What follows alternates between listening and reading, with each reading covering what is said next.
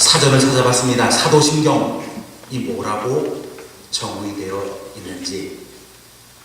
국어사전에요. 사도신경 그러면 기독교의 신앙 고백으로서 기독교의 기본적인 교리를 요약한 것. 예배 때 이를 외움으로 삼위일체의 하나님과 하나님이 하는 일을 믿는다고 다짐을 한다. 창조주 하나님 예수님의 동정녀 탄생, 십자가 죽음, 부활에 대한 고백들이 들어있다. 그렇게 기록되어 있습니다. 누가 뭐래도요, 기독교의 기본적인 교리 요약해 놓은 것, 그러면 사도신경, 그렇게 생각하면 틀림이 없습니다. 주부에 우리 사도신경을 기록하고 이게 새 번역이기 때문에 늘 우리가 읽으면서 다 같이 고백을 하고 있는데, 주보를 한번 펴서 사도신경을 한번 다시 한번 보겠습니다. 이게 기독교의 기본 교리구나. 이거 외에 다른 거 얘기하면 기독교를 벗어나는 건 아니겠습니까? 거기 보면은요, 그냥 줄로 따진다면, 제가 기록된 걸 보면 하나, 둘, 셋, 넷, 다섯, 여섯, 일곱, 여덟 줄에 걸쳐서 이렇게 기록되어 있는데, 늘 우리가 읽고 고백을 합니다만은 사실은 대부분의 내용이 뭐냐면 예수님에 대한 내용입니다. 첫째 줄 조금 넘게까지 첫째 줄 하나님에 대한 것이고요. 그 다음에 이제 그 다음부터는 예수님에 대한 고백 나오잖아요. 예수님이 어떤 분이고, 둘째, 셋째, 그 일곱 줄 중에 다섯 줄 정도가요, 바로 예수님에 대한 고백이고, 그 다음에 성령에 대한 고백과 교회와 성도의 교제와 죄 용서받는 것과 몸의 부활과 영생에 대한 말씀이 기록되어 있습니다. 그러니까 대부분 사도신경의 내용 그러면은 예수님에 대한 얘기구나. 예수님이 동정녀 탄생하셨다는 얘기, 고난을 받았다는 얘기, 십자가에 못 박혀 달려 돌아가셨다는 얘기, 부활하셨다는 얘기, 승천하셨다는 얘기, 지금 하나님 우편에 계시다는 얘기, 그리고 예수님이 다시 재림하신다는 얘기가 주를 이루고 있습니다. 그러니까 우리가 신앙생활 한다 그러면은요, 적어도 이 기본적인 교리는 마음에 꼭 담고 있어야 그 사람은 크리스찬이야, 신앙생활 하고 있어, 이렇게 이야기할 수가 있을 것입니다. 지난 주일이 부활절입니다.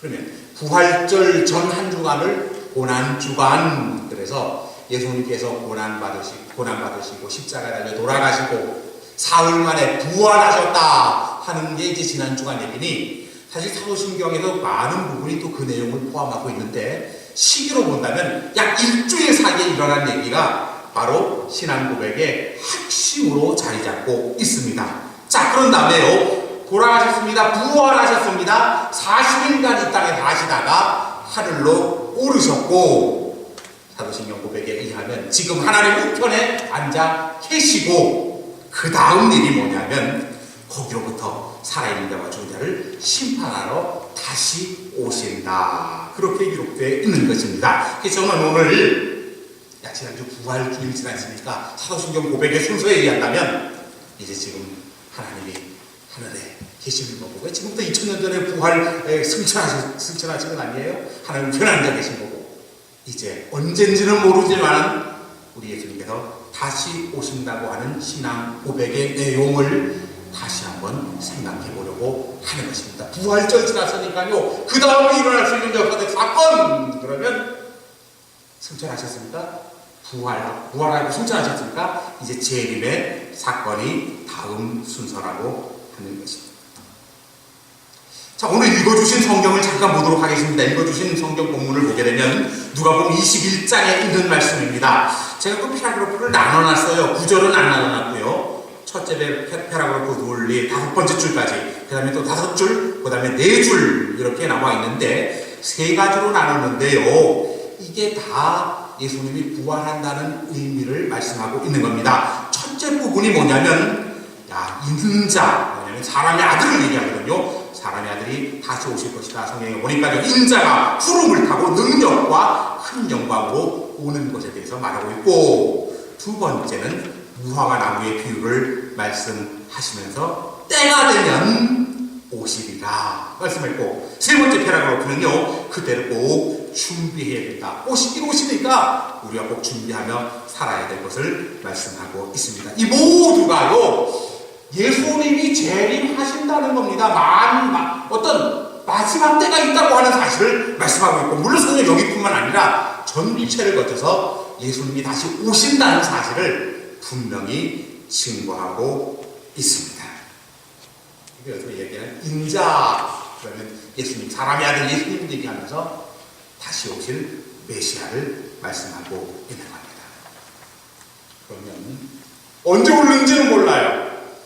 지난 일본 지진이 일어났을 때 당시에 제가 이제 종말에 대한 설교를 하면서 몇 가지 말씀을 드렸습니다만은, 자, 우리 종말에 대해서요, 가끔 이제 그런 일이 일어날 때마다 또 영화 이런 거 보고 나서, 또 책 이런 거 보고 나서, 또 어떤 징조가 이런 나타나는 것을 보면서 이거 종말에 대해서 어떻게 대처해야 될 것인가, 이런 생각들 하시잖아요. 간단하게 먼저 정리하면은요, 여러분이 종말을 보는 시각을 아주 성경적인 시각으로 볼 수 있어야 됩니다. 자칫하면은요, 뭐 두렵거나 무슨 이거 엄청난 일이거나 이 종말에 대해서 잘못 판단한다면 우리가 종말을 준비하는 자세가 올바르지 않을 수도 있다고 하는 것입니다. 예를 들면은요, 여러분, 성경은 말씀하십니다. 기본적으로 이 세상을 하나님이 창조하셨다. 그렇게 기록되어 있죠. 자, 그러면은 태초에 하나님이 천지를 창조하셨다. 그때만 창조하셨느냐? 그 창조하신 건요, 역사가 흘러가면서 모든 창조의 원리가 그 역사 속에 계속해서 적용되고 있는 것입니다. 다시 말하면 우리가 믿는 하나님이요, 태초에 하나님이 천지를 창조하셨다 그랬을 때 그 창조한 모든 세계의 만물들이 지금도 그대로 존재하고 있다고 하는 사실입니다.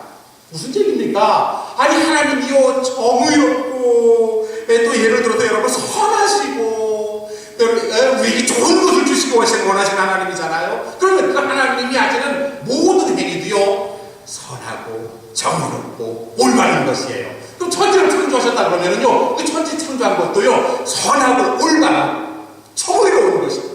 그러니까 첫 태초에 너무 좋다 하면서 세상을 아름답게 만드셨다고 말씀하셨잖아요. 그러니까 그 세계는요, 지금 우리가 살고 있는 현재도 아름답다는 거예요. 하나님이 만드셨으니까. 정말로 하나님이 만들어 놓으신 기간에 포함되는 겁니다. 그러니까 정말 그러면 두려운 거 아니야? 그게 아니라 정의로우신 분, 선하신 분, 내가 믿는 저 하나님께서 만들어 놓으신 이 세상에서 내가 살고 있다고 하는 사실을 먼저 인식해야 된다는 것이에요. 그러니까 늘 이렇게 성경을 쭉 읽어보면, 아하, 이 세상은 무슨 허무하게 없어진다든가 두려움이 갑자기 엄습한다든가 이런 것이 아니라 하나님의 보호와 섭리 속에서 모든 것이 진행되어 간다고 하는 것입니다. 그러니까 불안해하지 말라는 거예요. 혹시 두려워하지 말라는 겁니다. 세상에 대한 어떤 징조, 여러 가지 무슨 예언들 막 이런 거, 영화들 이렇게 보게 되면, 내 아들도 영화 본 다음에 이거 진짜 이거 어떻게 되는 거야? 2012년 뭐 이런 영화 또 작년에 나왔잖아요. 내년 2012년. 종말에 대한 영화가 얼마나 많이 나옵니다. 그런 거 보면서 정말 그렇게 될 것 같거든요. 그런데 그대로 되지는 않을 거예요. 왜? 그때까지도요, 하나님이 만드신 세상입니다. 그러므로 하나님은 선하시고 정의로우신 분이기 때문에 우리를 향해서, 우리를 위해서 허락하신 세상 그날까지는요, 탄탄합니다. 불안해할 필요는 없습니다. 그리고 종말이다 그러면은요, 그것이 새로운 시작이지 망한다, 멸망인 게 아니라 새롭게 시작하는 거예요. 늘 말씀드리는 것처럼 우리가 천국에 대한 소망을 갖는다, 이제 그렇게 얘기를 하면서 그 비유를 뭘로 듣냐면, 사과나무를 비유를 듣잖아요. 사과 씨가 있는데 사과 씨를 보는 것하고 사과나무를 보는 것하고 얼마나 차이가 있느냐. 사과 씨가 사과나무가 된다는 건 우리가 그냥 살아오면서 경험을 다 아니까 그렇지요, 그냥 모르는 상태에서 이 씨가 이 나무가 돼 전혀 이해하지 못할 것입니다. 지금 우리가 생각하고 있는 세상은 사과 씨라면은요, 정말 우리가 종말이 되어서 새롭게 시작되는 세상은요, 나무와 같은 엄청난 일들이 우리들에게 펼쳐질 수 있다는 것입니다. 그러니까 종말은요, 무슨 해체나 파괴나 멸망이나 이런 것이 아니라 새롭게 태어나는 거고, 새롭게 창조되는 거고, 세워지는 거고, 만들어지는 거고, 살리는 거고, 시작하는 것이라는 거예요. 그러니까 종말 설교 속에서도 그런 게 나올 수 있고, 성경을 속에서 나올 수 있고, 무슨 다큐멘터리를 통해서 나올 수 있는데, 그런 것을 보고 들을 때마다 우리가 가지고 있어야 될 생각은 뭐냐면, 천능하신 하나님, 선하신 하나님께서 창조하신 세상의 처음과 나중 튼튼하다, 불안해할 필요가 없다라는 확실한 고백과 함께 그런 것들을 볼 수 있는 시각을 가져야 한다고 하는 것입니다. 그럼 오늘 성경에도 두 가지 인식이 있어요. 뭐냐면요, 보니까 불완전하다 하는 얘기를 성경은 말하고 있습니다. 그러니까 완전해지는 날, 그날은 우리가 주님과 함께 영화를 누리는 그날을 얘기하는 거죠. 그러니까 종말을 그러면은 불완전한 것 같지만 사실은 불완전한 것 같지만 동시에 완전해지는 시간을 말하고 있는 거죠. 물론 저도 세상을 살면서요, 성경 공부할 때마다 이제 그런 고백들을 합니다만은, 저는 죽음은 두렵지 않은데 나이가 이렇게 들어가는 것은 굉장히 두렵다. 변화하면서 두려움 생기고 말이에요. 걱정 생기고 염려 생기고 몸이 무슨 아프거나 뭐 이런 징조가 오게 되면 이러다가 어떻게 누워있는 거 아니야? 병을 앓는 거 아니야? 이렇게 지나가는 연세 드신 분들, 할아버지, 할머니 이런 분들을 보게 되면 참 존경스러워요. 보기만 해도 야, 저분이 저 나이가 될 때, 저 연세가 될 때까지 저렇게 잘 사셨구나 하는 거 보면 참 좋다, 대단하시나 그런 생각이 있습니다. 자, 종말이 지나서 새로운 하나님의 세계가 시작될 때 그때가 언제인가? 그때를 아는 사람은 아무도 없다고 얘기해 보습니다. 그래서 이단의 가장 큰 특징, 종말이 언제다 이렇게 얘기하는 곳은 다 이단이라는 것이잖아요. 성경은 예수님도 모른다는 것, 오직 창조주 하나님만 아신다고 말씀하고 있습니다. 그런데 징조가 있다는 거예요. 종말에 징조가 있다고 하는 것입니다. 오늘 성경에서도요, 예수님께서 무화과 나무를 비유로 설명하고 있지 않습니까? 싹이 나오면 여름이 가까운 줄 아는 것처럼 마지막 때에 징조가 나타난다, 그렇게 기록하고 있습니다. 성경을 해석할 때 사이비 종말론자들에 의해서 무슨 666 14만 4천 명 이런 숫자들을 제시하면서 이 안에 들어와야만 되고 이것을 받아야만 되고 하는 얘기들을 흔히 하게 되는데, 또 무슨 자연재해를 얘기하기도 합니다. 지진이 일어나고, 물론 성경에 나오는 얘기예요. 그런데 예상을 할 수도 있습니다만은 지금 얘기한 것처럼 무화과 나무를 봐라, 싹이 나면 여름이 오는 것처럼 예상해라. 근데 예상을 하지 못할 수도 있어요. 왜냐하면 오늘 성경에 보니까 마지막 때가 언제 온다고 했냐면 맨 마지막에서 세 번째 줄 한번 보시기 바랍니다. 그날이 뭐와 같이 너에게 임하리라? 덫과 같이 임하리라. 덫이 뭐예요? 동물, 토끼 뭐 이런 거 잡기 위해서 이렇게 놓는 거 아니에요? 산에다 이렇게 놔서 딱 걸리면서 뭐 먹이를 딱 먹으면 쥐덫도 있잖아요. 그걸 딱 집어먹으면 딱 잡아서 잡히게 만드는 게 더 나아요. 그러니까 예상치 못하는 거예요. 동물들이 예상치 못했을 때 이걸 먹었는데 갑자기 탁 튀겨서 도망가지 못하는 건 아니에요. 그러니까 이게 종말이요, 통과하지 못하는 말입니다. 하나는 징조가 있다는 거예요.